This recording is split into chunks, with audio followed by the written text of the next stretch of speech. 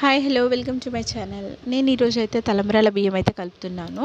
So రాముల వారికి సీతమ్మ వారికి కళ్యాణం కదా శ్రీరామనవమి రోజు. సో ప్రతి ఇంట్లో నుంచి కొన్ని తలంబ్రాల బియ్యం అయితే వెళ్తూ ఉంటాయి అన్నమాట. నేను ప్రతి ఇయర్ తీసుకుని వెళ్తాను.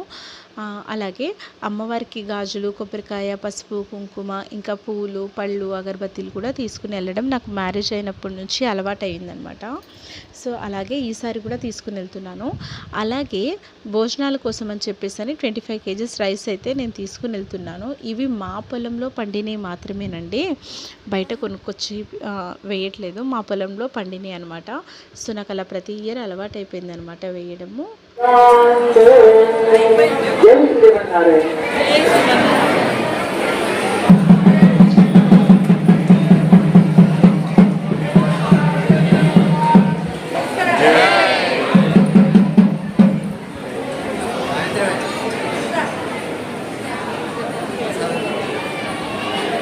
కళ్యాణం అయితే అయిపోయింది, నేను ఇంటికి వెళ్ళిపోతున్నాను.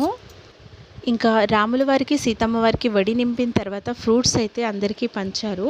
సో మా ఇంట్లో నాకు, మా వారికి, మా పాపకి ముగ్గురికి కూడా 3 ఫ్రూట్స్ దొరికాయి అనమాట అనుకోకుండా. లాస్ట్ ఇయర్ అయితే దొరకలేదు. నేనైతే చాలా హ్యాపీగా ఫీల్ అయ్యాను.